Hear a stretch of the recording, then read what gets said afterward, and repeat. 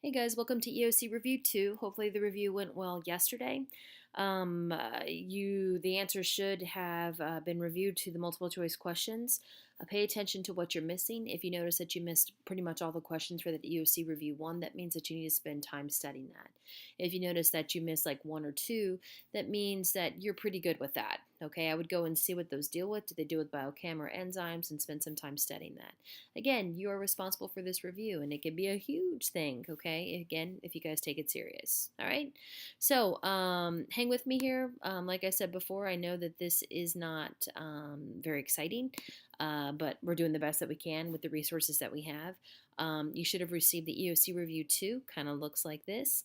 And you can follow along with me as I talk very, very, very, very rapidly, okay? All right, so this one we're going to talk about cell and cell transport. A lot of stuff to go through here, okay? All right, first and foremost, we have two great big huge categories of cells. We have our prokaryotic cells, all right? But apparently we're not going to talk about prokaryotic cells. Why aren't we talking about prokaryotic cells? I have no idea. Okay, so I need to delete that side. Let's talk a little bit about what a cell is, okay? A cell is going to be the basic unit of life, okay? It's a characteristic of life. It's any living thing is going to be made up of one or more cells. You can be unicellular or multicellular. All right, so where's the cell inside of you? Here, you guys probably definitely watching these videos, hearing me talk, you're feeling like that. I don't blame you. I would do the exact same thing. Okay, here's an organism. Okay, organism is going to be made up of organ systems. So if you look at this picture right here, your circulatory system, your muscular system, your skeletal system, those are all systems. We can then break those systems down into specific organs. Okay, so for example, your circulatory system is going to be made up of your heart. Okay, your skeletal system is going to be made up of your bones. Okay.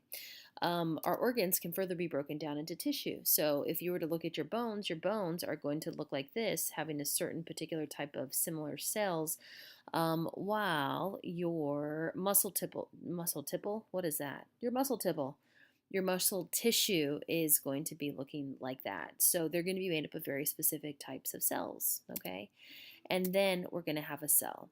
So again, if we're working back up, we have the cell, which is the basic unit of life. Cells make up tissue, tissues make up organs, organs make up organ systems, and organ systems make up you, okay? All right, now we have inside of these cells, we have structures called organelles, okay? And these organelles basically do specific functions. And you guys have seen a picture of this cell 80,000 times. All these things floating around are going to be the organelles, okay? Now, in our two great big huge categories here, we can have a type of cell called a prokaryotic cell, all right? A prokaryotic cell is going to be a simple cell that does not have membrane-bound organelles. Now, the EOC loves prokaryotic cells, and the main thing that they're probably going to ask you is they love the idea that prokaryotic cells do not have a nucleus, okay? So they could say prokaryotic cells do not have which of the following, and they'll list a bunch of random things, and nucleus will be there. So that's the big one, okay? And the only example of prokaryotic cells are going to be bacteria. I wasn't around to basically beat this in your head, okay? Bacteria is the only example of bacterial cells. Let me back that up again. Bacteria is the only example of prokaryotic cells. I'm a sleepy lady, okay? All right, so let's talk about some of the structures that you guys need to be familiar with, okay, that are going to be in these prokaryotic cells. Is that what I did there? Yes, I did. Okay, sorry guys. All right, so cell wall is going to be a layer behind the capsule, okay, and hopefully you guys remember that the cell wall is going to provide structure and support, okay. Plasma membrane they're going to have, all right, and these are in all prokaryotic cells. It's behind the cell wall, all right, and this is going to control what comes in and out of the cell. I would definitely make flashcards for these organelles because they're easy questions to get, okay. Cytoplasm is the fluid inside of the cell. That's a big definition to basically sum that up. Okay, nucleoid is a clump inside of the cell, and basically what it is the genetic material for these prokaryotic cells. They don't have a nucleus to keep it confined in, so basically you're just going to have this big blob in there, okay? In addition to a nucleoid, these guys are going to have plasmids, and plasmids are like kind of like a singular strand of DNA, and over here, and what they do is that they actually exchange those in sexual reproduction. okay? Ribosomes, this is actually one of the organelles, like functional organelles inside that they're going to have in common with us. Small dots all over the place. And if you guys remember, ribosomes are the location of protein synthesis. Is where we're going to make those things, okay? Bacterial cells are also going to have pili, okay, or a pilus. These are tiny hairs covering them. And basically, they're going to function in sexual reproduction or attachment, okay? And you can see that right there. There's a sex pilus where they're exchanging that plasmid back and forth, okay? They could also have flagella, all right? And again, I'm throwing out every possible thing that these things can have. Not all bacterial cells will have all of these, okay?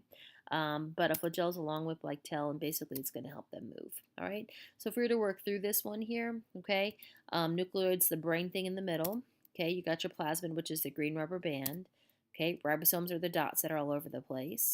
All right, cytoplasm is the goo. The first layer that we're going to have is the cell membrane. The second layer is going to be the cell wall. And the outermost layer is going to be the capsule, and I didn't talk about that. All right, the hairs all over the place are going to be the pili, and then you have this whip-like tail, which is your flagella. Okay, I can't see the EOC getting crazy about this, guys, but I don't know what they're going to do. Okay, who knows? All right, I'm just going over what's in the curriculum. Okay, all right, so let's talk about eukaryotic cells. Remember, prokaryotic cells do not have a nucleus. Okay, eukaryotic cells, they have membrane-bound organelles, so they're going to have things such as a nucleus and chloroplast and mitochondria. If you notice, we didn't list those with the prokaryotic cells. Okay. Now, we can break down eukaryotic cells into two main, great, big, huge categories. We can have an animal cell and we can have a plant cell, okay? Now, looking at these two, big differences between them. Plant cells are going to be square, and they're going to be green, and they're going to have a couple organelles that the animal cell does not, okay? They're going to have these chloroplasts, all right, and they're going to have this huge vacuole, and we'll spend some time reviewing what those things do, okay? And again, guys, I'm throwing out everything that these things could possibly have, all right? Plasma membrane, both of them are going to have, okay, both plants and animals, and this is going to control what comes in and out of the cell, all right? This is actually what it looks like, the phospholipid bilayer, all right? Cell wall is the outermost layer, and this is going to provide structure and support for these things, okay? Nucleus is going to be the large structure in the center. And actually, guys, the reason why I'm telling you where these guys are located is they could potentially give you a picture of a cell and point to something and say, hey, what's that? Okay, who knows what they're going to do, all right? So it's a large circle, typically in the middle of the cell, and it is where the DNA is found. This is the control center of the cell. And the reason why I call it the control center is because that's where we have DNA. And yes, I know I'm talking fast, okay? All right, ribosomes, small dots all over the place, are going to be functioning in protein synthesis. That means this is where we're going to make our proteins. This is an organelle that we have in common with the prokaryotic guys, okay? Mitochondria throughout the cell. All right, they can actually list a couple things down for mitochondria, okay?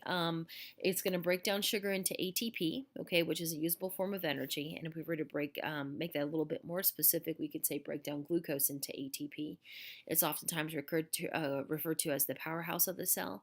But the other thing that you guys might find is you'll see a question that's going to say, where does respiration occur in a cell or an organism?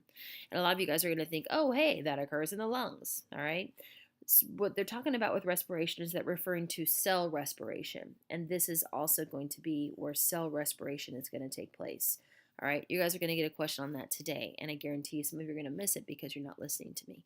So respiration occurs in the mitochondria, and you know what? If you guys are taking notes as I'm talking, you can write that down on a little sheet of paper as well. Okay. All right, chloroplasts. Chloroplasts are only going to be found in plant cells.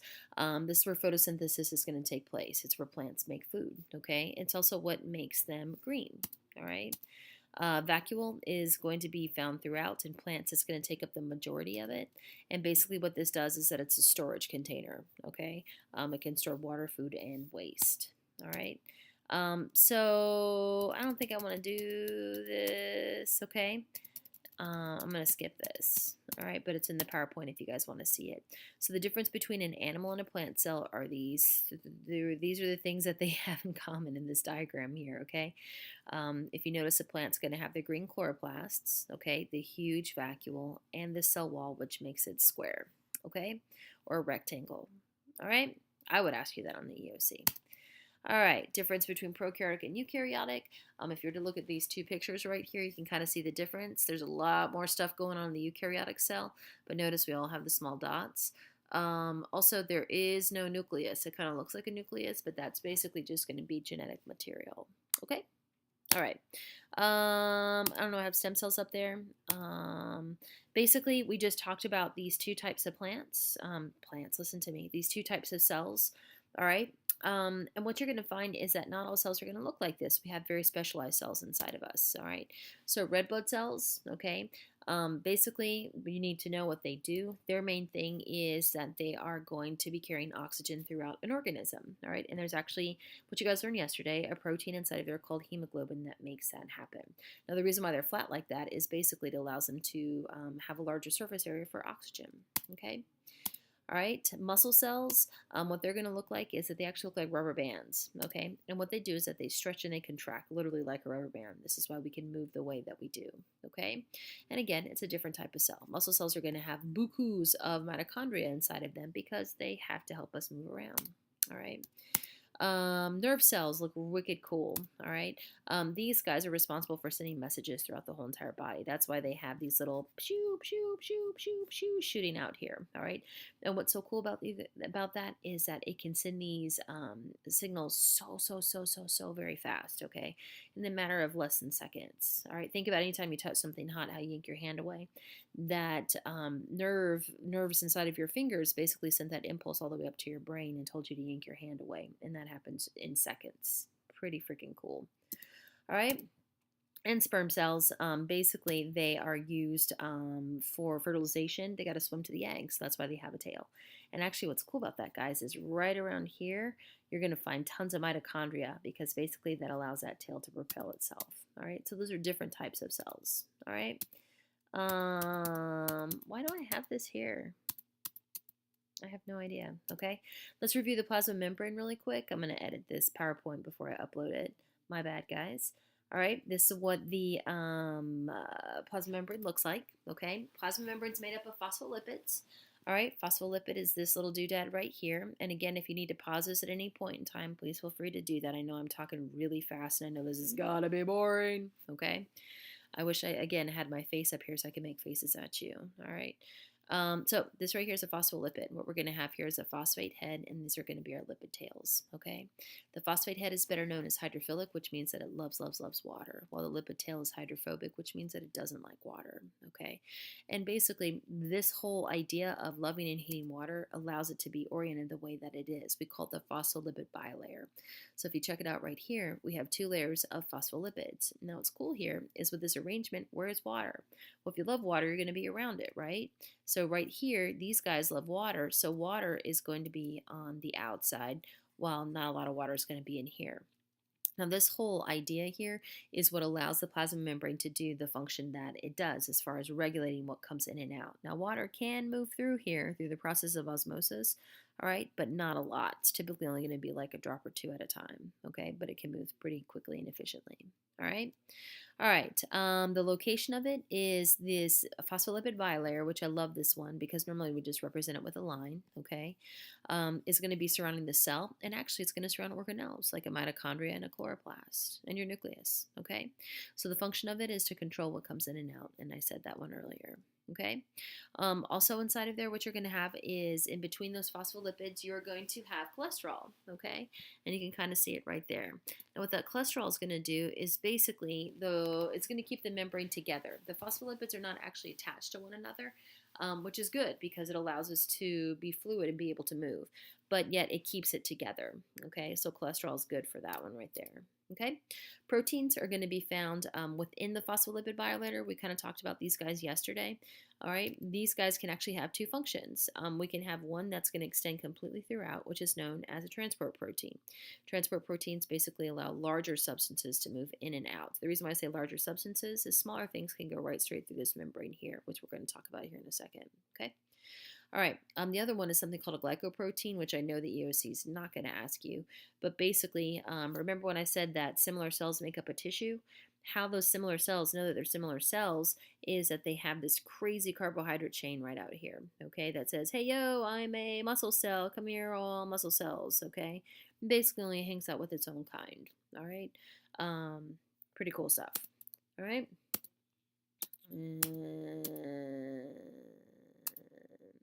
We talked about the cell wall. Now, some organisms that will have a cell wall. We know that plants are going to have a cell wall. Cell wall functions in structure and support. Plants are going to have this, bacteria are going to have this, and good old fungus is going to have this, and some of our protists will have this as well, okay? Again, I don't know what they're going to ask you about that one. Definitely know that plants have it, but that's the easiest one to remember, okay? All right, so let's talk about cell transport a little bit. Dun dun dun. All right. So, in cell transport, what we're trying to do here is that we're trying to maintain something known as homeostasis. Okay, homeostasis is a balance. If you check out this dude here, he's a boss because he is balanced. All right. Think about this being inside and out of the cell. We want to have what's over here equal to what's over here. All right, and that's what cell transport does, is trying to maintain that. Now, our cell membrane is better known as selectively permeable. What that basically means is that only certain substances can pass through our membrane, and typically it's going to take in what it needs for homeostasis. Okay, so if it needs some water, whoop, it's going to take some water. If it needs some red blood cells, whoop, it's going to go through that transport protein to get inside of there. All right, so it is selectively permeable. Now, where are we? Here you are. Here's a piece of that tissue right there, and we're going to look at an individual cell. Now, cell transport is going to be occurring basically in and out of one cell. So if you look at this one right here, if we were to count this, maybe there's 40 of them. This is going to be happening in each of those cells. Okay, these are cells, these are cells, these are cells, these are cells. There's a lot of stuff gushing around. Okay, pretty cool stuff. All right, so cell transport is fueled by the need of the cell to maintain homeostasis. Okay, so if your body needs something, it's going to get it. If you don't get it, you pay for it. Okay, not literally, but you'll feel bad. Okay. All right, so when we talk about homeostasis, what are some things that our body's going to work at maintaining that homeostasis? And a lot of this doesn't have to do with cell transport, like body temperature. Okay, it doesn't deal so much with cell transport, okay, but you know, we're just going to kind of go over it. So, body temperature, big yawn. Excuse me. Okay, body temperature needs to be kept the same. Water balance is a huge one. All right. I have a huge story about water balance with giving birth to Maddie, which I need to share with you guys. I was actually severely dehydrated when I went into labor, and it made it a little bit more crazier for me. We'll talk about that later. All right. It's an interesting story. Okay. Number 3 is going to be blood sugar levels. A lot of people kind of relate this right to a diabetic. Yeah, it does deal with the diabetic, but it's also going to deal with us. If you find that you're not feeling good, if it gets close to lunch, you get tired, groggy, that usually means that you're going to have a lower blood sugar and you need to eat something. Okay. Yeah, there you go. All right, and blood and pH levels inside of our body. Now, for right now, we're going to kind of focus on these pH levels, okay? How do we maintain that? Is that basically with the pH levels inside of our bodies, we have these things called buffers inside of us. And actually, we don't need to talk about a buffer. Okay, we're going to skip a buffer. Blah, blah, blah. Okay, all right, let's hop to diffusion and osmosis, okay, which I know is a tricky concept for a lot of you guys, all right? And my poor biology kids, goodness gracious, I wasn't around to teach you this, that's pretty hard stuff, okay? All right, so we have 2 types of transport inside of the body, okay? 2 big, great big huge ones. We have something called passive transport. Passive transport is going to be the movement of particles from a high to a low concentration. Now, I don't have this, okay, I do. So what is a concentration? A concentration is going to be the amount of a substance. So for example, when I say that Bojangles has a high concentration of sweet tea, has a high concentration of sugar in their tea, that means that there's a lot of it there, okay?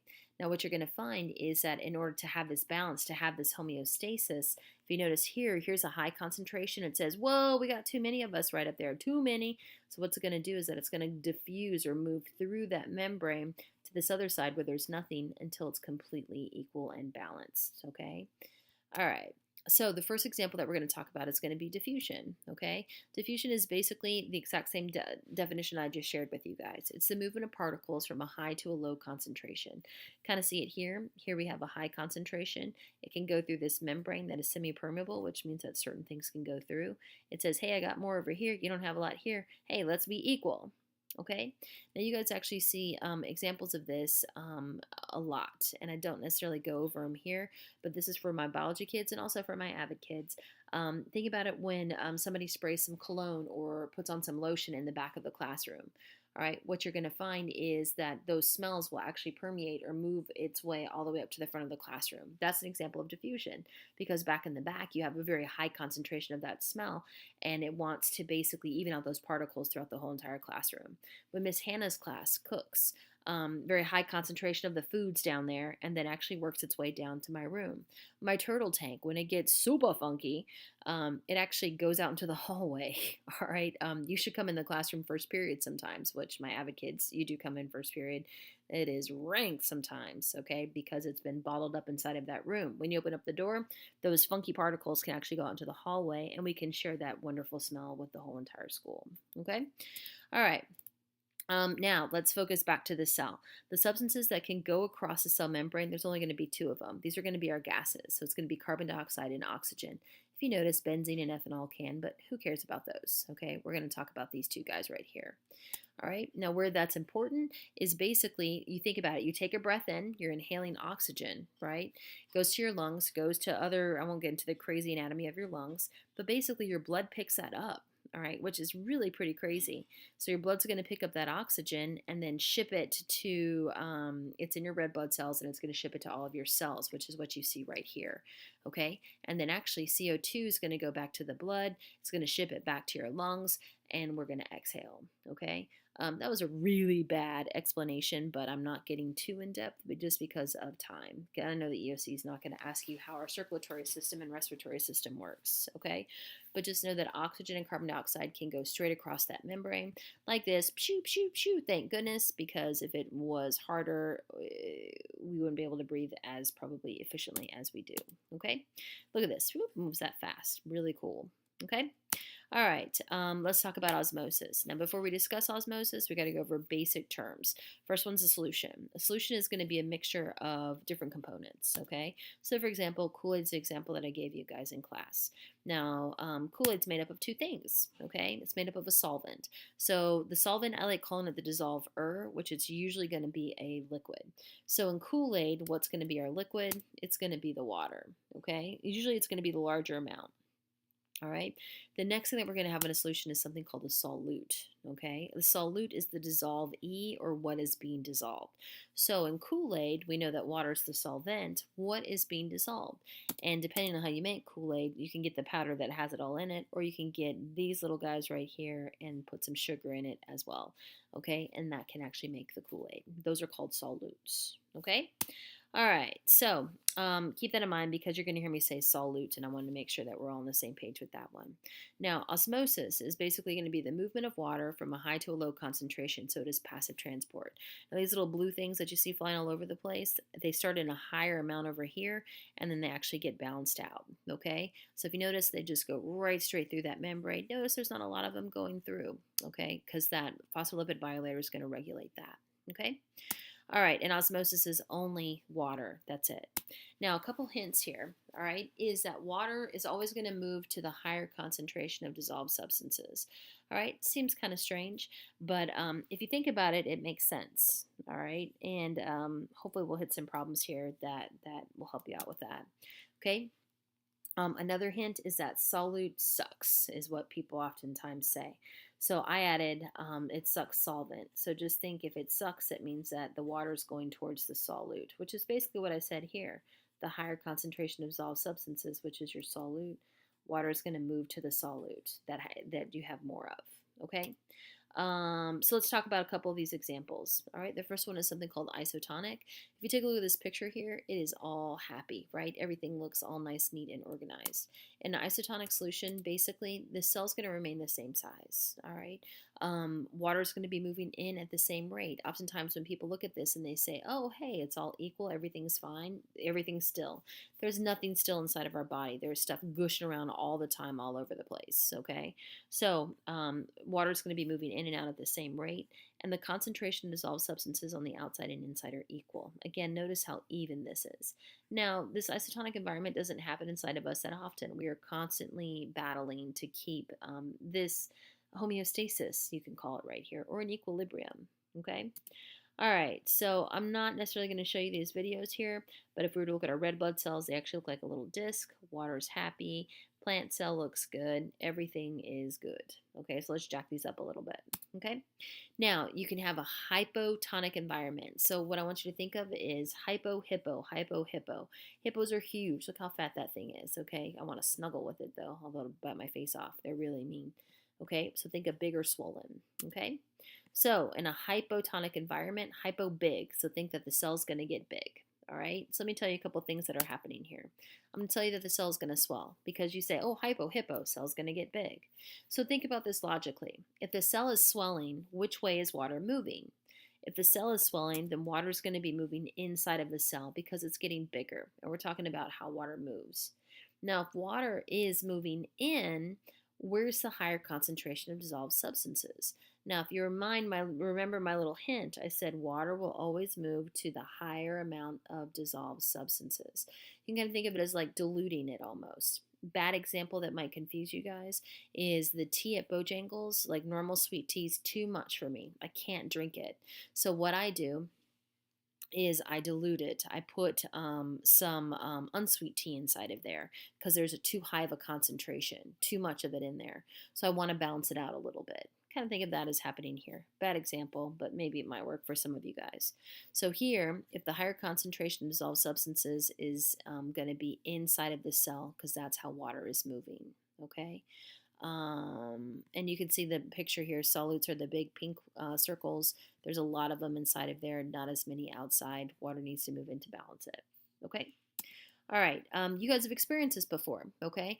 If you ever have, especially this time of year when everybody's swimming in pools, lakes, rivers, oceans, whatever, doing dishes, you get this. And a lot of people think that their hands are shrinking, but in actuality, they're swelling.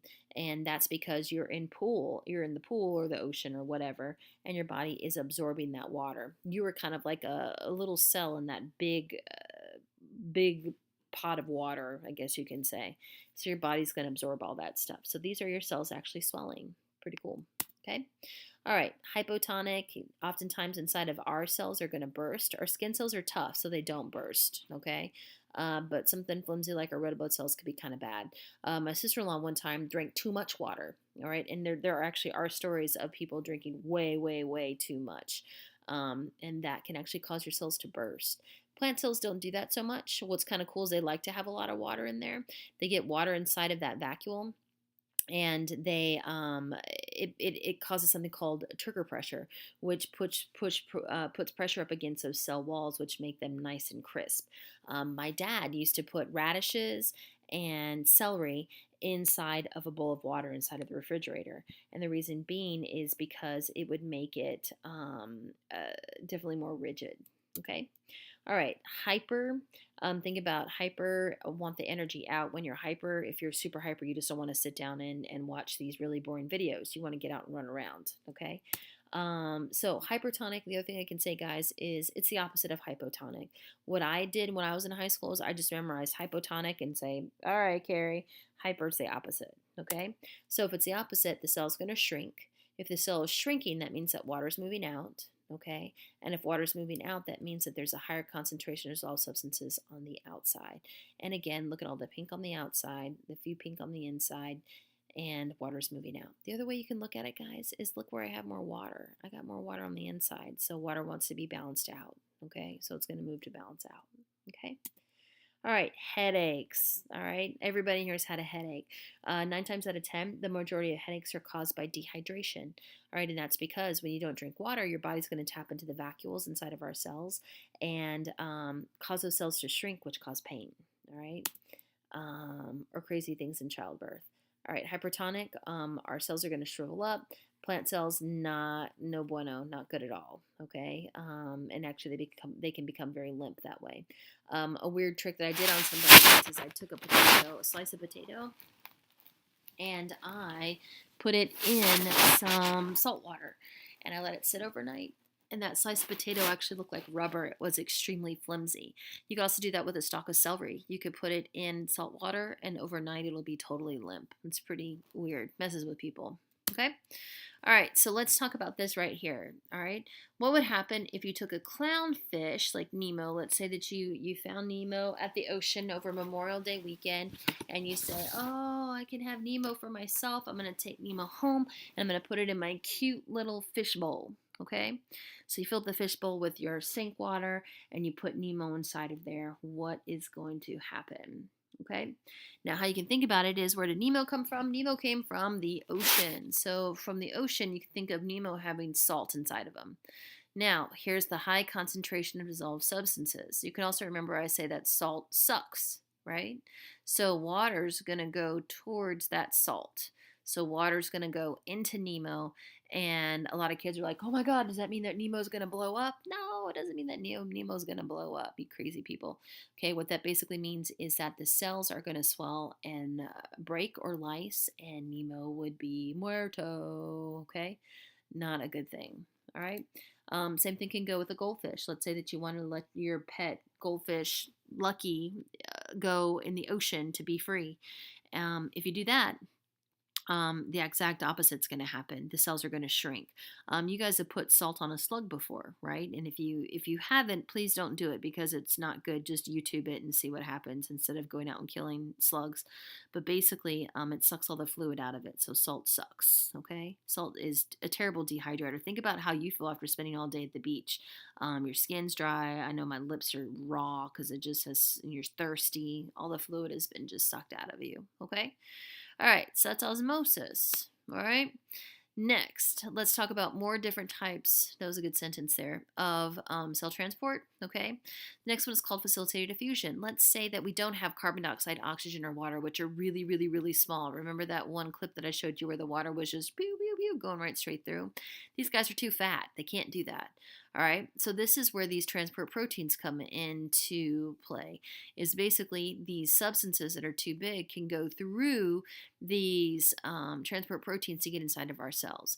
Now, which ones do that? Sugar, for example. All right.